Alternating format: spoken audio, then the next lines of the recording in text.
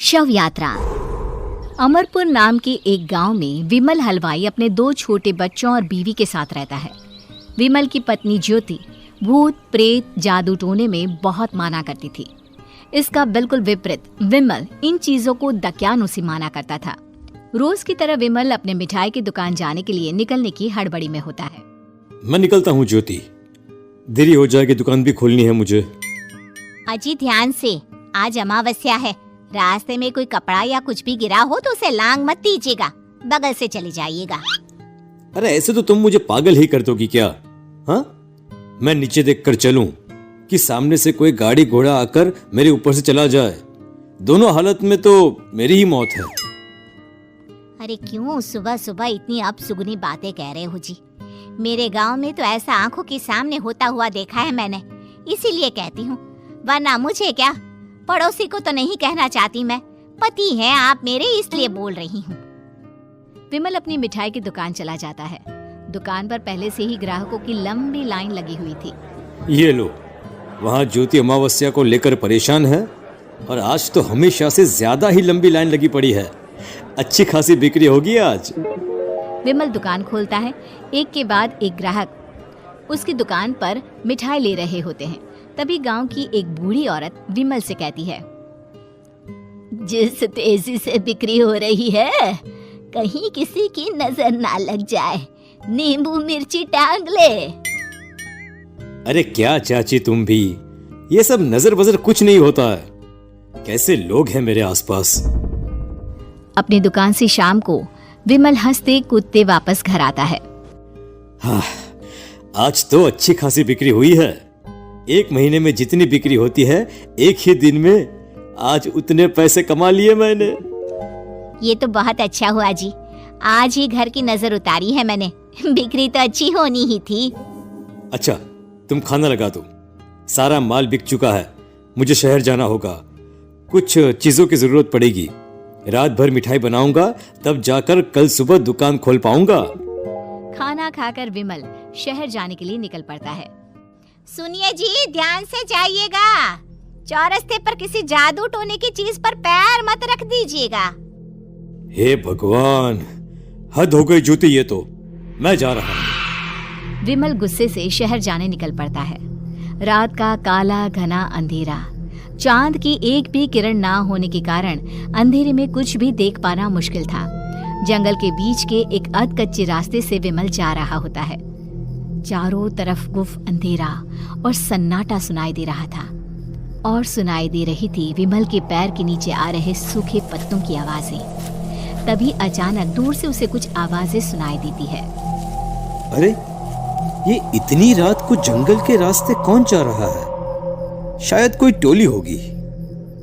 राम नाम सत्य है, राम नाम सत्य है, राम नाम सत्य है, राम नाम सत्य है। धीरे धीरे आवाज कुछ कुछ सुनाई पड़ती है। आवाज धीरे धीरे और नजदीक आती सी लगती है। विमल देखता है कि उसके सामने से सजी धजी सफेद कपड़े में लिपटी एक अर्थी निकल रही है, जिसके साथ 5 लोग ही थे। 4 आदमियों ने उसे कंधा दिया हुआ था। एक मटका लिए आगे आगे बढ़ रहा था। विमल के बिल्कुल सामने आकर अर्थी रुक जाती है।